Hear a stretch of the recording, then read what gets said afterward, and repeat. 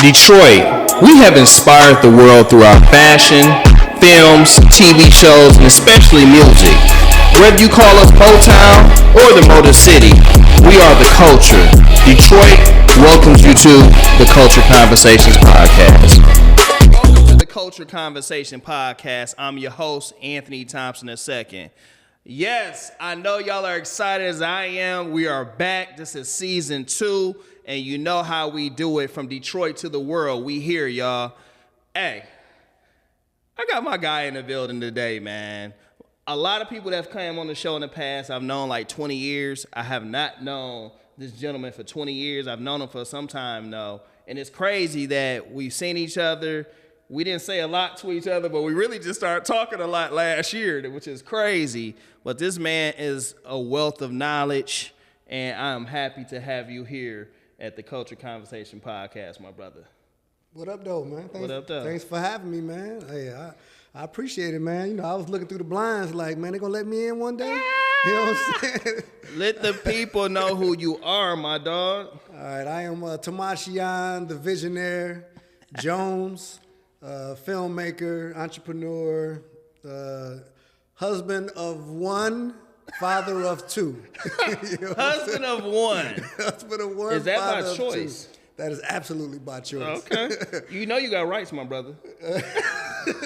I got the right to choose my only one. You know what I'm saying? But no, we've been together for about, I ain't gonna say been together. We've been married for 24 years, bro. 24 years. That's a blessing. Yeah, man. So, you know, it's my high school. So we was prom king and queen. What? You know what I'm saying? So we started dating in 97. Okay. And we've been together ever since. So yeah, man. So husband of one. What high school was this that you was the man like that? That you was prom king? Communication and Media Arts, man. And that's the whole reason. CMA. Yeah, good old CMA, man. That's the whole reason I'm doing film right now, man. Off you know camera, I'm going to drop a couple names to you then. Well, if it was 97, 96, then we could talk about it. You know what I'm saying? Yeah, that's what's up. So, man, I'm happy to have you on. I do want to start off in a space of a deep dive. I like the way you said that, you know, that's where it all started for you, CMA, into this media world. And how did you end up going to CMA, and how did you end up getting into that media space? So I went there, you know, for basketball, really. You know, I played middle school basketball, and the coach recruited me to come there to play basketball. And since it was communication media arts, I kind of like envisioned myself as like a newscaster or something like that or whatever. And I was like, you know, that might be kind of cool, you know, but I'm going there to hoop. So I went there to play basketball. And while I was there, extracurricular activities, you know, I had a teacher named Miss Bailey. Mm-hmm. You know, she changed the name, but she, you know, happily married and everything right now. But she had me in drama, you know what I'm saying? So I was doing drama and stuff. I didn't know CMA had drama. Well, they had some drama. We had some stuff going on. And then they did a movie, like a short film called Hanging High, and they wanted me to act in it. And I never acted before in my life, and I was like, yeah, let's do it. And the stuff we was doing was crazy. You know, we kids, somebody wrote it and everything. Okay. So I jumped in the filmmaking arena as a senior in high school. What camera were you using in the late 90s? I want to know this. What camera did y'all have? No, it Panasonic? wasn't. So it wasn't us. It was a film crew came in. Okay. They lit it and they did. I was just acting. I was just in front of the camera, so I don't know none of the specs. You know, I read the script. It was like, yeah, I'll do it. So we did that, and we went to it's a drive-in. There was a scene at the drive-in and stuff, man, and it was good. It was like a self-help therapy kind of thing. It was addressing abuse and stuff. You know what I'm saying? That's where that came from with you, huh? Well, I mean, that's you where touch it started, on man. You touch on issues. Oh, we have to, man. Yeah, we have to, man. So that's where it started. So that's how I got there, and then that's what kind of like sparked the filmmaking thing. I was in a short film called Hanging High. Hanging High. Oh yeah, we was smoking and some other stuff, man. I had to bring that out the vault, man. One day. I want to hear about how you was a hoop star. You said. I didn't say I was a hoop star. I could have sworn I heard you say hoop star. I That said you got recruited from what middle school? What middle school was I it? went to Hampton. I went to Hampton Middle School. I went to Hampton Elementary. Okay, I went to Hampton Elementary too. You know and then I went to Hadley. Oh man, you done messed up, dog. Nah, you know dog, you know what it was. You got to admit, Hadley had the baddest chicks when we was in middle. Like we. Hey man, we was lit, bro. Anything across 6 Mile, man. You know, we was like, nah. nah, it was good, bro. Nah. I know a bunch of cool people that wasn't even my neighborhood school though. Oh yeah, that was by my Hampton. That was by my grandparents' house. Okay, I went to school with my grandparents. They was 7 Mile, Illinois. Okay, all right. But my neighborhood, I'm a Joy Road kid, so my neighborhood high school was Brooks or something. No, it was Cody. Was my neighborhood high school. Oh, high school, yeah. But my mom was like, you ain't going to school over here. Yeah, you go over there by your grandparents. Yeah, for sure. Which was a blessing. Yeah. I learned a lot. Yeah. Y'all not as y'all act super cultured over there and all that, but over where? Over there in that area. But I'm gonna say this. Y'all act like we just street. Y'all have some street folks over there. Definitely. For sure, y'all. Definitely. You know what I'm saying? Who parents had nice jobs. Some parents just got money. You know what I'm saying? And we're not gonna say how they got the money, but they got money and was living in some nice cribs over there. Yeah, it was some nice cribs over there, bro. Yeah. I was living in one for a short period of time, but I was living in one, man. That's it was nice, up. man. But yeah. I had a good time, man, at Hampton, man. So did basketball go past CMA? How far did you go? You played all the way to your senior year? Yeah, I played from 7th grade, organized basketball from 7th grade all the way to high school. Then I went to school for engineering. You didn't try to play in college? No. Did any colleges try to recruit you? I got recruited for track because I ran track as well. So gotcha. I was quick. I did the long jump and all that stuff or whatever. Okay. And but I chose to go through this Focus Hope engineering program because they said they can pay you and you can get a free education. And I walked out of there with no loans, with degrees, and I got paid on the way there. This is going to sound crazy. I heard about so many amazing Focus Hope programs as an adult. I had never heard of none of these programs when I was a kid. You got to keep your ear to the streets, baby. Bruh, like all these programs, like I'm like, yeah, what? They have all these Focus Hope, and they got a nice building. Focus Hope did their thing. Yeah, it was popping back then though. The engineering thing. It kind of like turns into something else recently, but back then it was definitely a jewel. So are you a certified nerd engineer? I work hard, bro. I wouldn't necessarily say I was smart, brilliant, whatever, but I work hard at what I do. You stay in the library long enough, you'll figure it out. So in your household, the brains come from the wife, or where they come from for your kids? All right, so there's two kinds of smartness. Yeah, you know what I'm saying. It's book smart and it's street smart. Yeah. You know what I'm saying? My wife definitely got the book smart. Okay. You know what I'm saying? I definitely got the street smarts. Okay. So when we raising our kids, you gave them both. She's telling them what to do in school, and I'm telling them, hey, this is how you handle your business out here. Okay. So, and then guidance. Kids need both parents, man, and that really go a long way when you got two perspectives. Mm-hmm. You know what I'm saying? So if you can give us all advice with these many years of marriage that you have.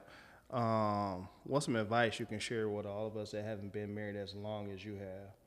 Like, what's keeping that spark? What's keeping you going? And what's keeping you able to go on film sets for these long hours and your wife not tripping?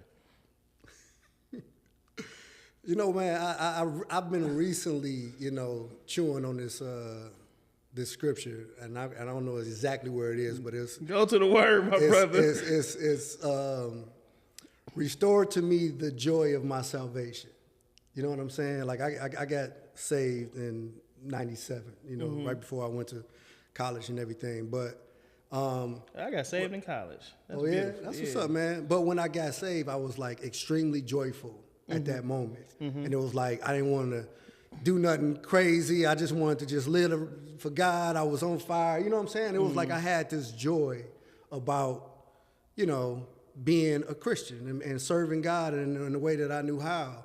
But over the years, it becomes repetitive, and you just going that through the flame motions, die and down that a little flame. bit, yeah. So you gotta kind of like restore that flame, and that's why David was saying, restore the joy of my salvation. You know what I'm saying? It's like I really want to remember how it used to be when it first happened. You know, and come on, preacher, relate this over to marriage. Pull it on over. I was extremely excited when I got married. You know what I'm saying? At the wedding night. You know what I'm saying? It went down for show, show. Anyway. All right. But you know, and then afterwards you got the honeymoon. Everything was just mad. I was so happy to be married. I go come on, you know, kiss the wife. Hey, how was your day? I'm looking in the eyes, you know. And over the years, it begins to become lifestyle life, and then you get distracted. But sometimes you gotta think about the joy and restore the joy of your marriage. You know what I'm saying? So what are some of the things you did to restore the joy? So what you have to do is you have to intentionally be joyful Say that word again. About your marriage. Use that word again. Intentionally. Ooh, that boy speaking. Joyful about your marriage, man. So, you know, I had a professor give a project for us. He told us to bring in our favorite dessert for class. And, and you brought your wife? What you bring? That was pretty good. I brought some sweet potato cheesecake. You know what I'm saying? Okay. That's my favorite dessert. It's cheesecake, but the sweet potato cheesecake was dope. Anyway, I brought that. And what he told us to do was he told us to take a bite and just enjoy the bite. Like don't go through and devour the cheesecake. Just enjoy the bite. And then we just sat back and we was like, You know, and then what he was saying was like some people just go through life and they just the thing that they love, they just eat it all without enjoying every moment of it. You know what I'm saying? So as we intentionally enjoy our cheesecake, we can intentionally enjoy the time that we spend with our spouse. We can intentionally enjoy the time that we spend with our kids. We can intentionally enjoy the time that we spend on the film set. Whatever it is that we do. Baby, I'm bringing some cheesecake home, boo. Just know. We Daddy have about to stop and get some intentionally cheesecake. enjoy whatever it is that we're doing. So, like, I just been meditating on just restoring the joy in general. Restoration. About everything. And I just want to walk around and smile and be joyful because, you know, joy comes in the morning, man. Whatever the day whatever happened yesterday, man, like you wait, it's a new day to get it right. You know what I'm saying? Like let's have some joy, man. You gave me a call and said you want me on this podcast, man. I was joyful, man. I'm joyful right now. No. I'm good, man. Hopefully I answered your question, man. You didn't. Hopefully I danced around it enough. Nah, you good. But I love the fact that you honor your wife. That's dope. Oh yeah. You know, you talk about your family. I'm a family guy. I get it. You know, and that's what I really want to hit on that point too about you can't have a family and have a career still. That's something God had to show me because like at some point you do feel like I got to choose something got to give, you know, and I was just trying to ask from you, like, what's your balance? And, like, how do you know what I'm saying, push the narrative and push, but at the same time uphold the wife and the kids and still be the rock of the family. You see what I'm saying? Yeah, I know exactly what you're saying. Unless you just let her carry the ball and then you just peek your head in every now and then, you know. You feel me? It's definitely certain areas I'd be like, oh, you got this. I'm straight. You know what I'm saying? Yeah. But there is no balance. Like we can't balance. That's the truth. Yeah. We can't balance this thing. It's nothing it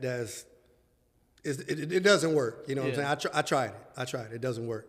What we have is seasons of being together. And seasons of being apart. You know what I'm saying? So if I'm doing a movie and this movie is a 13-day shoot, my kids and my wife, they know I'm going to come home, I'm going to be asleep, I'm going to wake up, and I'm gone. So they know they ain't going to see you for 15 days. They know that. 13-day shoot, you got your prep days. So all that, you know. So, but it's a season. But then it's a season when we on vacation. and I got the phone locked up, and we hanging out. You know, it's on airplane mode, and it's us. Nobody else get that time. You know, so it's certain seasons where I got to work on that. Putting the phone on airplane mode. Bro, do not disturb right now, bro. I don't use DND. Man, do not disturb. I'm a 24-hour Negro right now. Man, listen, bro. The liberty that it gives you to be able, because thing is, we already pick up our phone enough to be current. If somebody called us 3 minutes ago, like we see it. You know, that's how often we pick up our phone. But to be not distracted while you trying to do a task, like it's just freeing, bro. It's like you can actually knock stuff out. See, when I'm in writer mode, I don't have I might not have the phone next to me. Man, you got to put that phone. Yeah, put that phone in the other room or whatever. That distract. When I'm writing, I got to be locked in. Yeah, I just throw it on do not disturb, man, and be locked in. And then when I take a break, I'll be like, oh, I got three missed calls by somebody else. You know, so like that's key, man. But that phone, man, that mug will distract you, and it'll help you at the same time, and you don't know which one you want to do. Do you like right now? Think about where you are right now. Do you like where your career is right now? Do you feel like you're in the place God designed for you? I think I'm at the place now where stuff is getting ready to radically change. You know, I put in a lot of work and I've sown a lot of seeds, and people are just now starting to see what I'm doing and what I'm capable of doing. And I think that, you know, it's more upside than downside, you know, to where it is where I am with my career. So, and I'm learning more. And the more you learn, the better you get. The more, you know, dope people you hang around, the more you can kind of glean and pull off of them.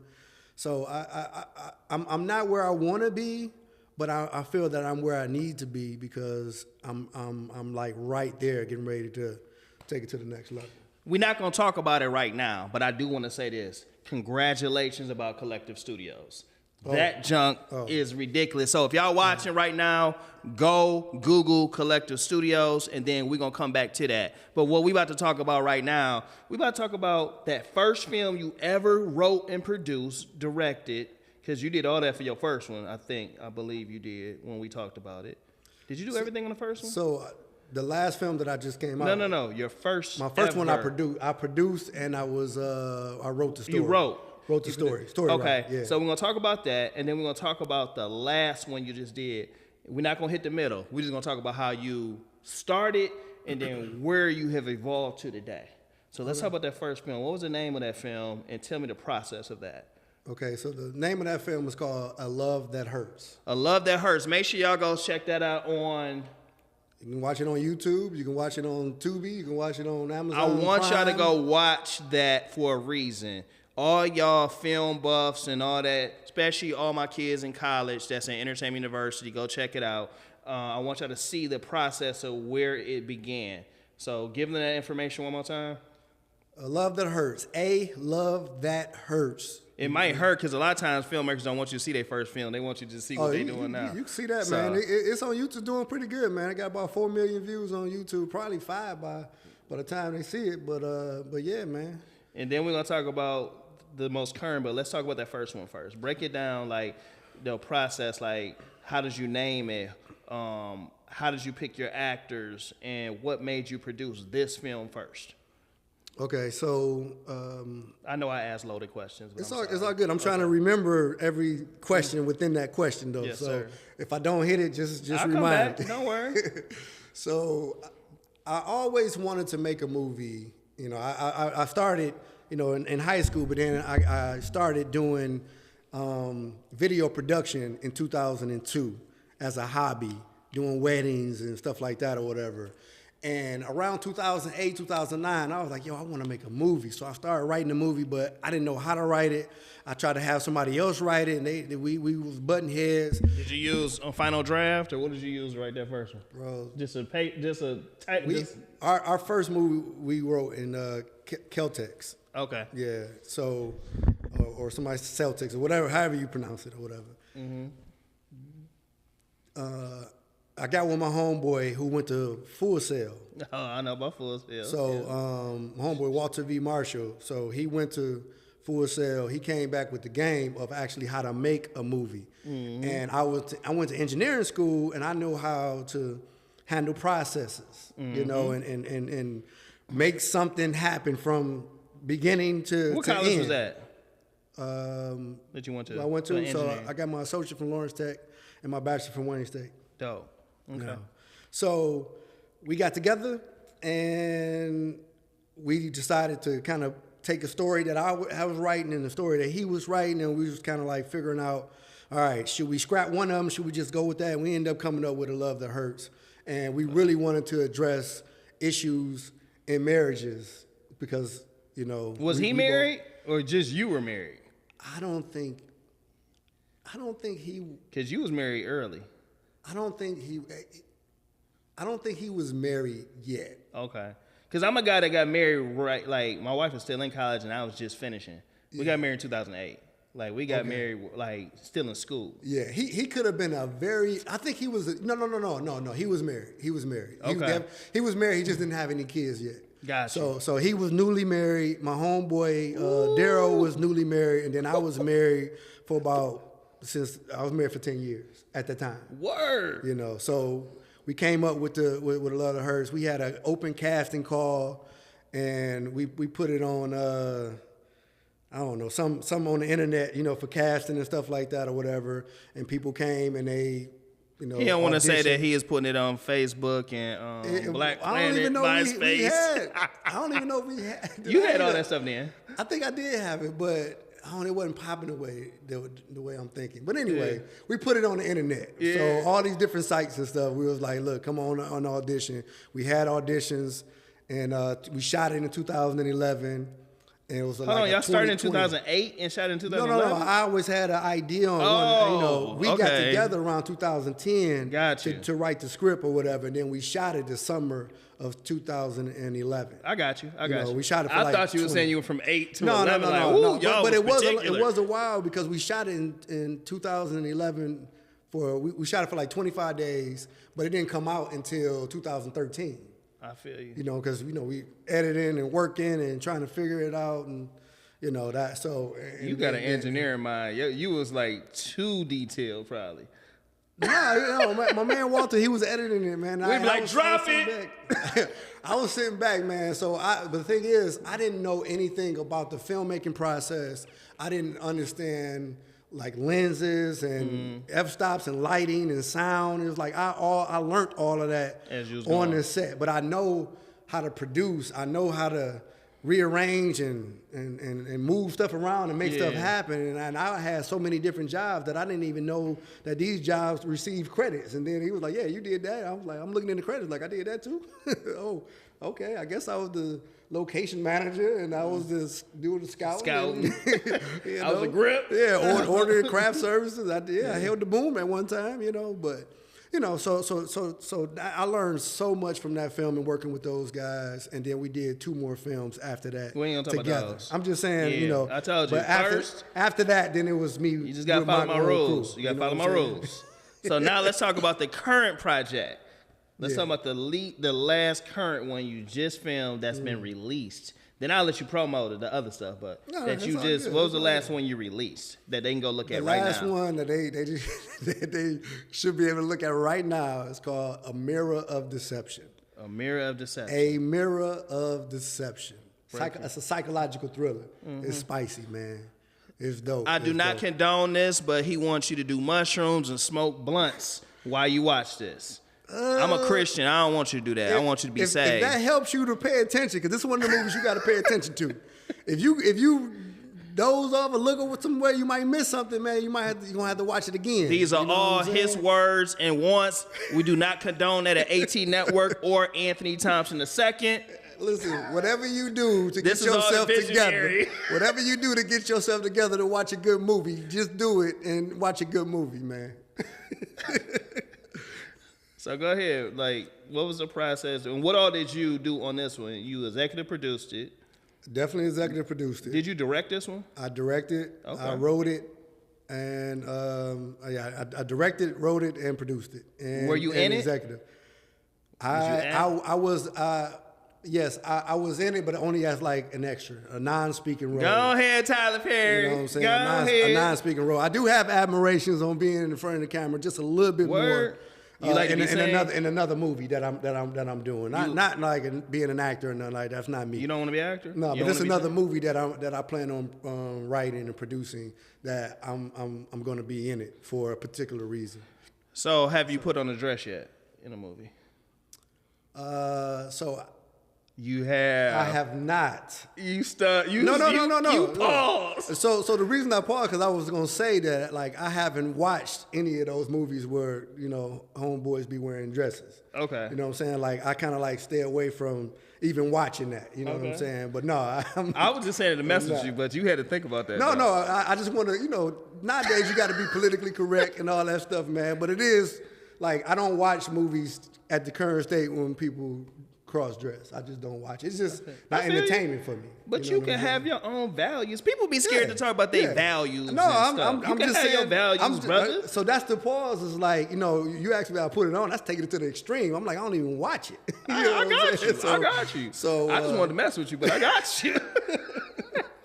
It's all good. But I'm gonna find out though, because it sounds like you might have put one on, and we just ain't seen the footage. Nah, we don't even play around like that, bro.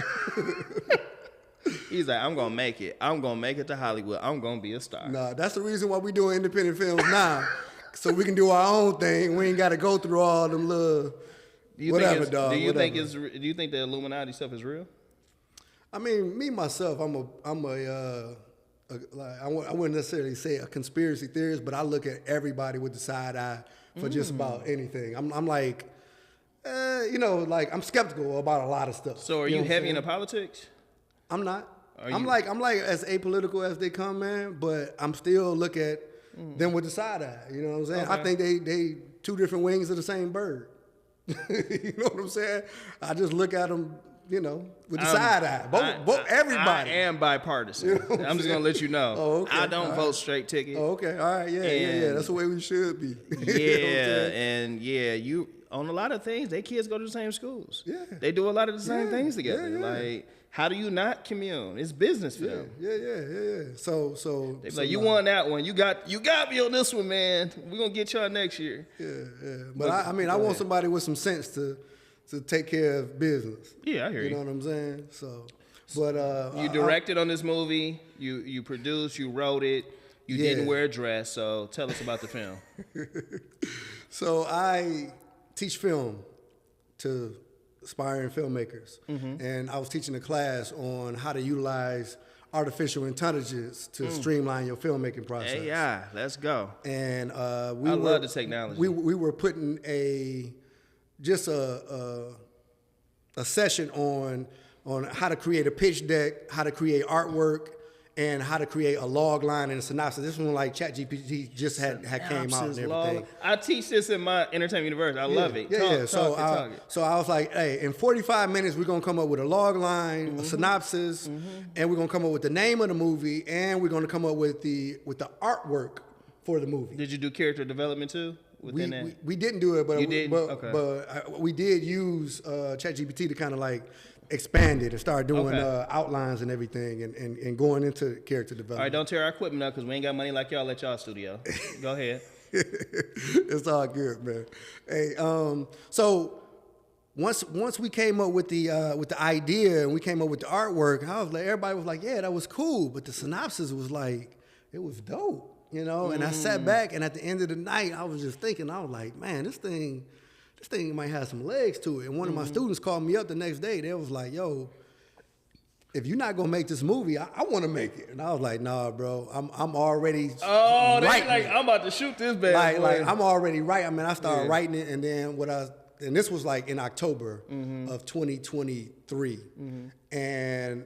And November 1st, I started writing The Mirror Deception, and by Thanksgiving, I was done with it. Yeah. And then I sent it off to a bunch of people. They gave me some feedback. I kind of tweaked it and rewrote it, and by January 1st, the script was done. It was in pre-production. You know what I'm saying? You working? And you working on? You went from doing a film it take you 3 years to 3 months. Well, boy, you bad. So I just walk you through the timeline. So November we started writing. January, we went into pre-production. We started casting at the end of January, February. Once you're in pre-production, you are in the midst of making the film. So you went from 3 years to 3 months.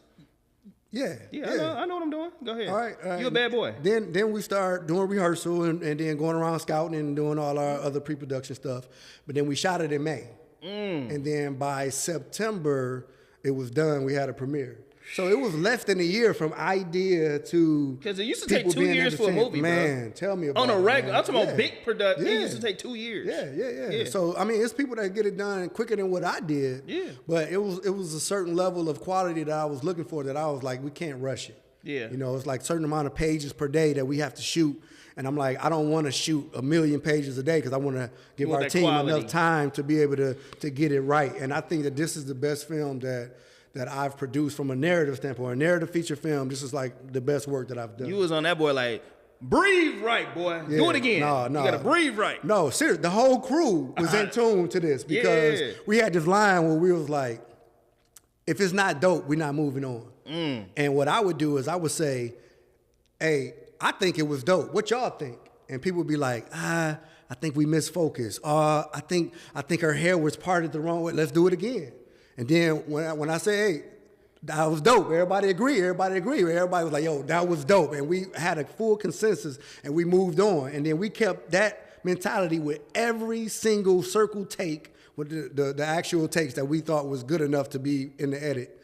And everybody agreed that it was dope. And we went through the entire film making sure that every shot that we said that we completed was dope.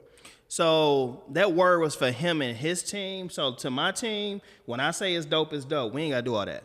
So here's the thing. I'm just messing with you. This is why I got the right people in the right positions. Yeah. Because I'm looking at the actors doing their thing, and I thought it was dope. You locked in on the act. But the person that did the set design was like, hey, the curtain did something goofy. Yeah, they ain't see it. You ain't see it. I ain't see it. I go back and look at it. I'm like, yo, that's why we here. You know, so I can be, you know, say, hey, it's my way or the highway. But I'm a jokester. I know, but I'm making sure you all right. You know what I'm saying? But like for me, man, it's all about getting the right people on your team and then trusting and making sure that they can do the best work that they can possibly do. And they brought it, man.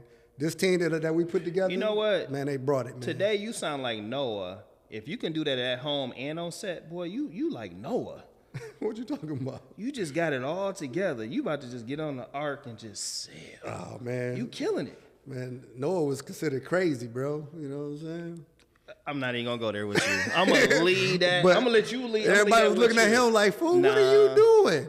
You know? To the people that was off the planet, too. They was out of here. But the people that criticize you.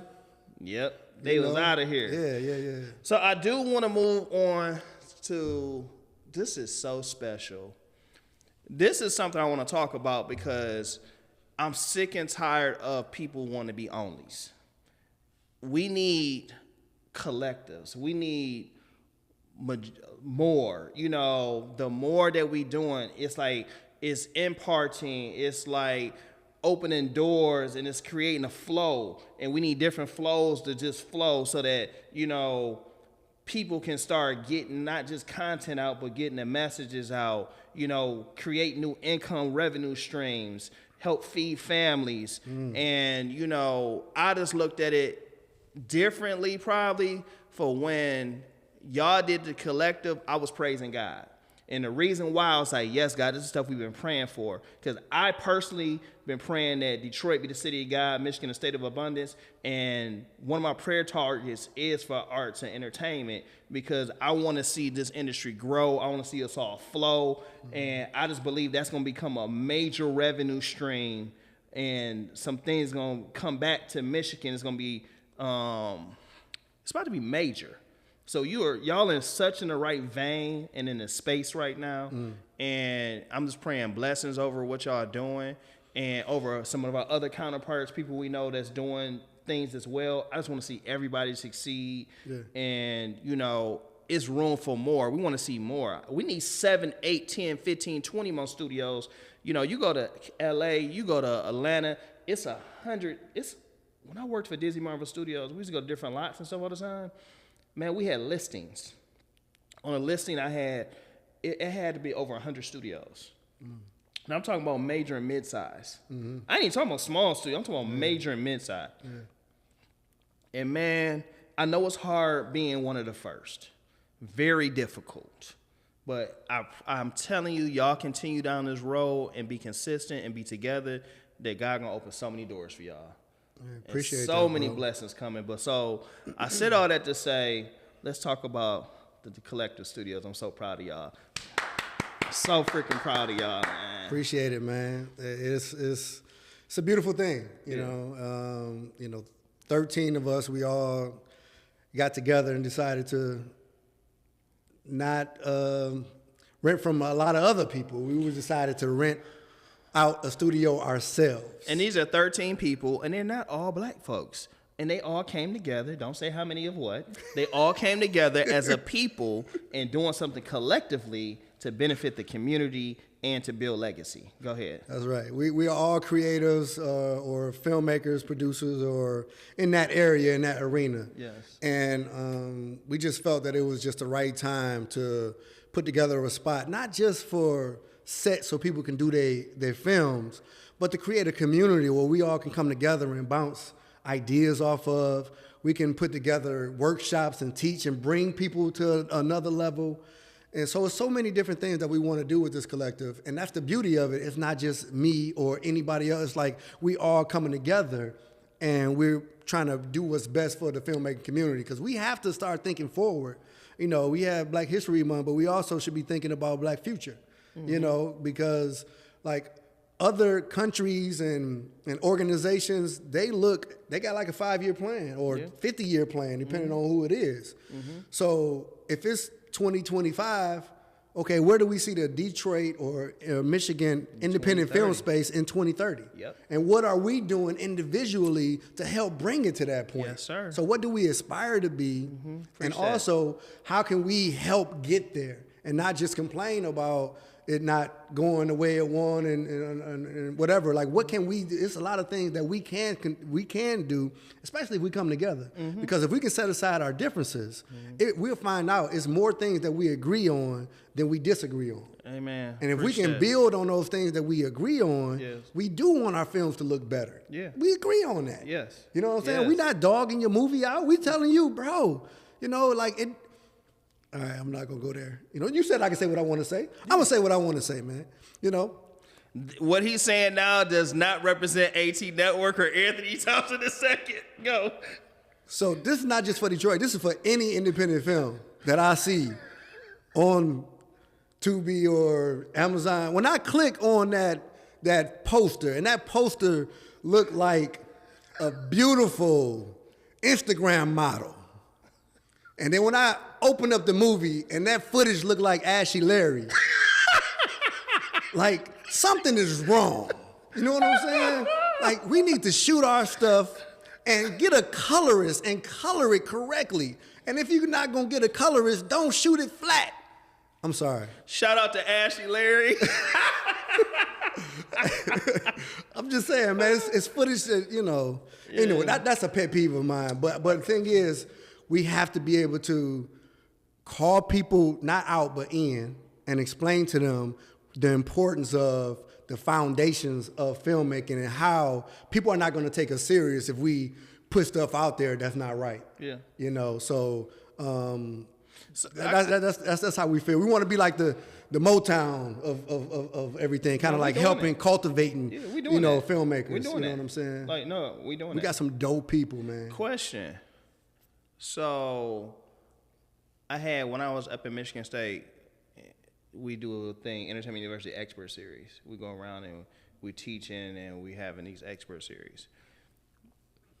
I haven't put out anything on Tubi. So. You sure? It's already off. Oh, let me tell you a funny story. Hold on before I go there. This just reminded me of that. I'm telling you, bro. This is so funny, y'all. So I shot this movie a long time ago. I'm going to use that name, so I'm not going to say it now. Okay. But I shot a movie a long time ago. This before like a lot of people was even shooting. Shot a full production movie. And I did not release this movie. So my guy here was like, bro, I saw your movie on Tubi. I'm like, what are you talking about? He told me, but I'm like, I'm gonna send you the link. I'm serious. I saw your movie on Tubi. I'm like, bro, I never released it. Like, seriously. Man, I go, somebody did released it on Tubi. I didn't hit Tubi up, the distribution company.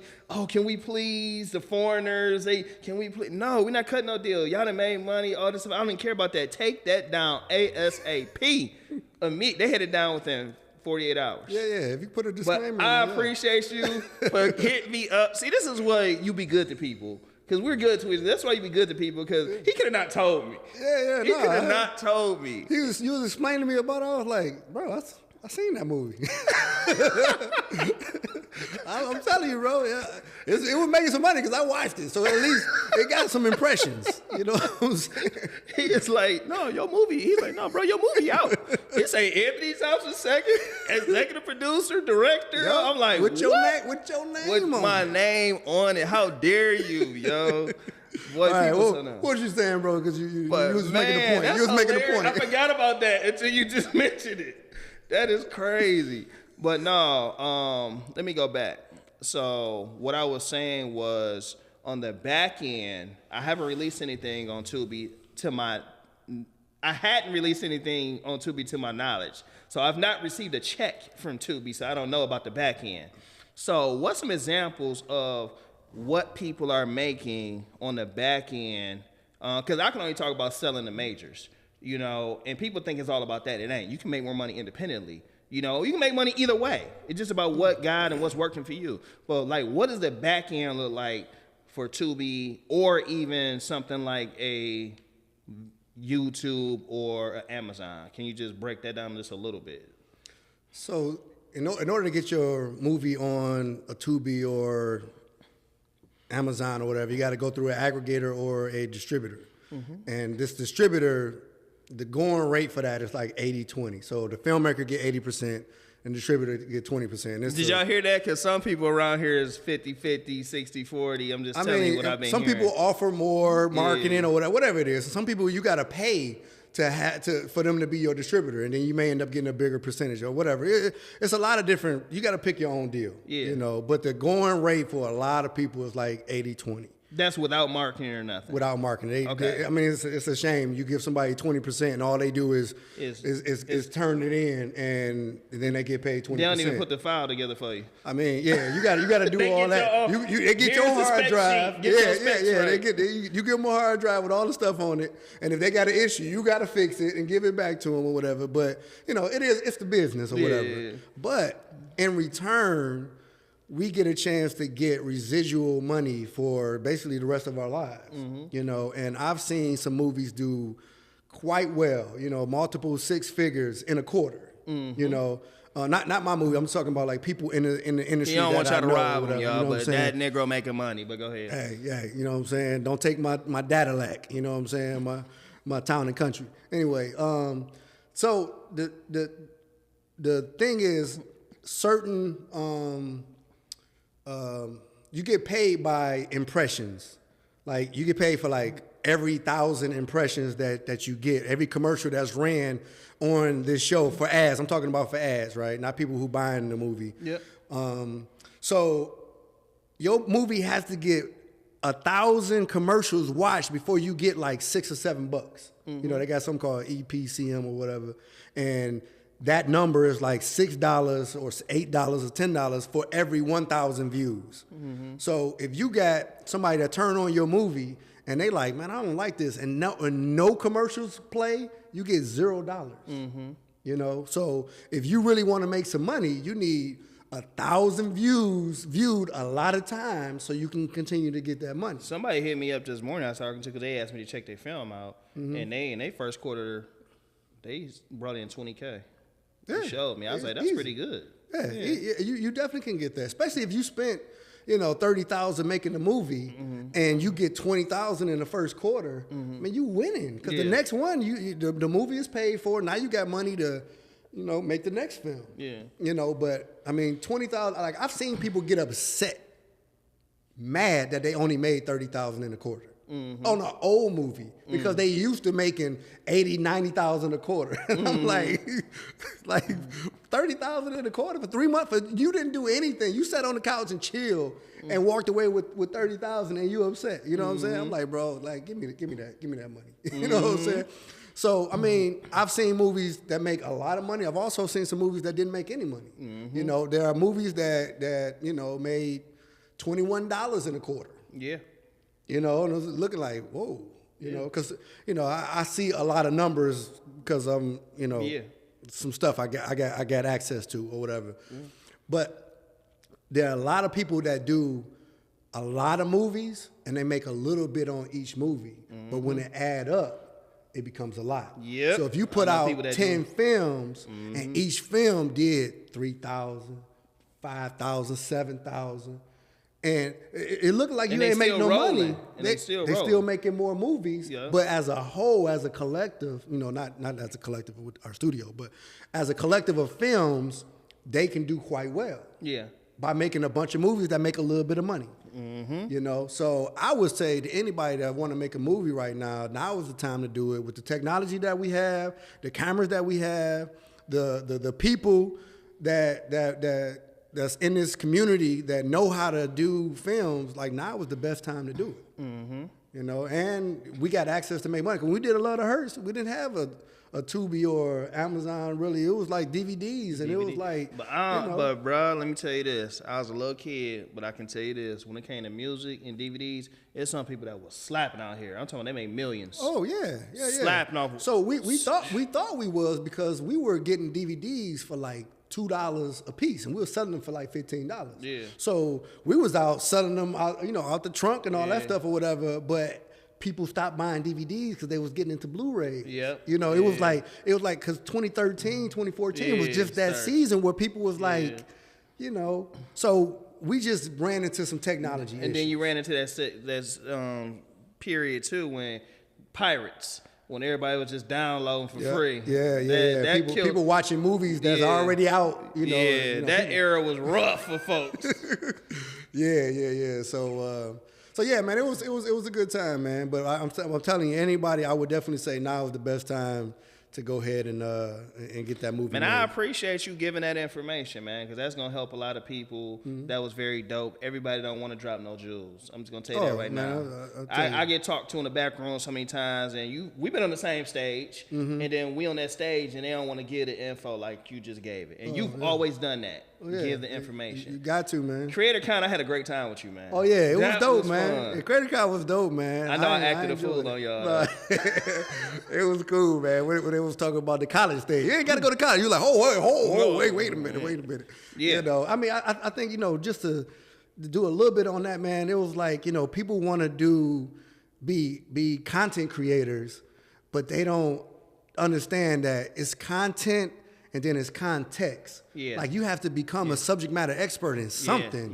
Before Remember, that's what I talked about. Becoming an expert. Yeah, you got to become an expert, and then you got to get education in that, even if it's not traditional. Even to be a content creator, it's a certain way you do it, and become an expert in becoming those shots, some angles with the phones, and even some of the small drones and all the way you're doing it, you know, you got to put a lot into that. Yeah. You know, it ain't like how... You got to study the craft. You got to do something different than what everybody else is doing. So, you know, you can't just go and, I'm going to be a content creator. And it's like, yo, you still got to study. Yeah. You still got to study something. Yeah. You know, so, but yeah, man, we had a good time, bro. That just like people see that I do quite a bit of different things or whatever, like, you know, whether it be TV, whether it be film, whether it be podcasts and music, you know, fashion, whatever. But like, even with me doing podcasting, this is my second year. This is not even the second year. This is season 2, and I'm still learning a lot. That's what's up. You know, a lot. I did a freaking pilot season, trying to adjust and figure it out. Then I said, okay, let's do season 1. And we steady building. We trying to prep to get ready to do our first podcast tour. It's gonna be spot dated, you know. And it's just like we steady growing and building, and it take time. And you know, just like y'all have a amazing film studio. You know, I'm a production guy. I got a production studio. I do a little bit of everything. So, but I commend what y'all doing, and that's why I want people to like focus in and become an expert at what you do. Become an expert at something. You know, it's important. Yeah. Don't be all over the place. Lock in. Definitely. And man, I appreciate you, man, for locking in with us today man. at the Appreciate the Culture call. Conversations podcast. Welcome to AT Network Studios, production it's company dope, and man. studio. It's dope here. And man, I appreciate you. We love what you're doing, man. Your city, Detroit, loves you. It's Detroit to the world. And we just gonna keep celebrating you, dog, and we just love your success, man. Hey, man, I appreciate it. Appreciate you having me. And what up, though, to everybody from Detroit. And hello to everybody else. Give your social media. Timashion TV. That's Timashon TV. That's my Instagram. You can also find me at Timashion Jones on Facebook. And just put it in Timashion. Just Google me. Timashion.com is my website. Just Google me. Just you heard Google it me. from him. Yo, welcome to the Culture Conversations podcast. This is season 2. We're excited at what we're doing. And it's Detroit to the world. What up, though? Love. Peace.